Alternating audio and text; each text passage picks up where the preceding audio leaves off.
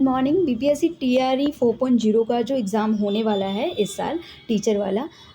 अभी तक तो उसका कोई नोटिफिकेशन आया नहीं है, लेकिन हाँ स्वाभाविक है कि होगा ही। अगर 1 2 3 हुआ है तो 4 भी होगा।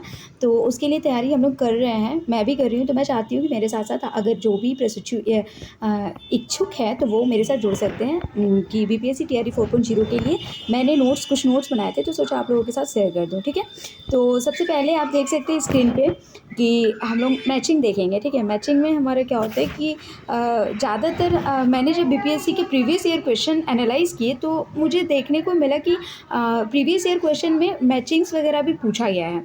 तो मैं जो भी चैप्टर पढ़ रही हूँ उसका मैचिंग भी आप लोगों के साथ शेयर कर रही हूँ। ठीक है, जैसे कि अनंत वर्मन पूछा है तो अनंत वर्मन पुरी से है। जगन्नाथ पूछा है तो वो उड़ीसा से है। लीला तिलकम केरल। लघु चित्र ये कांगड़ा से हैं और मंगल काव्य बंगाल में होता था। ठीक है, तो वैसे ही मैं अपने नोट्स को आपको पढ़ के सुनाऊंगी, इनफैक्ट क्वेश्चन आंसर भी कराऊंगी। तो आगे देखते हैं, आइए। हाँ, जो हमारा चैप्टर है ये 18वीं शताब्दी में नए राजनीतिक गठन का है, जो हिस्ट्री से है। तो हिस्ट्री से भी 40 क्वेश्चन ऑलमोस्ट आ जाते हैं। 40 इसलिए मैं बोल रही हूँ क्योंकि जो हमारा जनरल अवेयरनेस का क्वेश्चन रहता है वो भी उसमें से भी, मतलब उसमें भी हिस्ट्री से पूछा जाता है। तो जैसे कि आप स्क्रीन पे देख सकते हैं, 1765 तक एक अन्य शक्ति यानी ब्रिटिश सत्ता ने पूर्वी भारत के बड़े बड़े हिस्सों को सफलतापूर्वक हड़प लिया था। 1765 तक कब ब्रिटिश सत्ता ने पूर्वी भारत के बड़े बड़े हिस्सों को सफलतापूर्वक हड़पा था?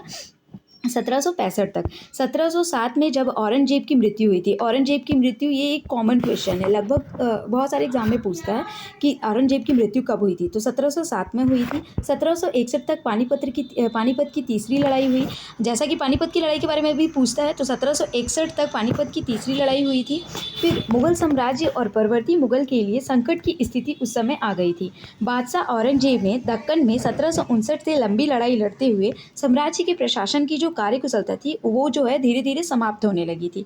सूबेदार के रूप में अभिजात नियुक्त किए गए थे। पूछा है ये क्वेश्चन सीटेट में भी। मैं आपको बता दूं कि सूबेदार के रूप में कौन नियुक्त किए गए थे? अभिजात को नियुक्त किए गए थे। ठीक है, आगे देखते हैं। पश्चिमी भारत के अनेक हिस्सों में हुए जमींदारों और किसानों के विद्रोह और कृषक आंदोलन ने इन समस्याओं को और भी गंभीर बना दिया था। ईरान के जो शासक थे वो नादिर शाह थे। याद रखिएगा, ईरान के शासक कौन थे? नादिर शाह थे। उन्होंने 1739 में दिल्ली पर आक्रमण किया और संपूर्ण नगर को लूट कर, मतलब वो उस समय ये जो 1739 का आक्रमण था ना और लूटपाट था, बहुत भयानक था। संपूर्ण नगर को ही लूट लिया था और भारी मात्रा में धन दौलत ले गया था। नादिर शाह के आक्रमण के बाद अफगान शासक अहमद शाह अब्दाली के आक्रमण का तांता लग गया था। जैसे ही नादिर शाह का आक्रमण समाप्त हुआ उसके बाद अहमद शाह अब्दाली ने भी आक्रमण कर दिया। अहमद शाह अब्दाली ने 1748 से 1761 के बीच 5 बार उत्तरी भारत पर आक्रमण किया था। ये क्वेश्चन पूछता है कि कौन थे जो उत्तरी भारत पर 5 बार लगातार आक्रमण किए थे? तो वो कौन थे? अहमद शाह अब्दाली थे। याद रखिएगा, वो कौन थे? अहमद शाह अब्दाली थे। नादिर शाह के आक्रमण में दिल्ली में जो विध्वंस हुआ वो बहुत भयावह था। ऐसी बेशकीमती चीज़ों को लूटा गया जिसका कोई मुकाबला नहीं कर सकता। उस समय क्या क्या लूटा गया था? मयूर सिंहासन लूटा गया था और ताउस लूटा गया था। ठीक है, देन उसके बाद ये अभिजात 2 वर्गों में बड़े गुटों में बटे हुए थे, ईरानी और तुरानी। बेहद अपमानजनक स्थिति तब पैदा हो गई जब 2 मुगल बादशाहों फर्रुख होशियार और आलमगीर।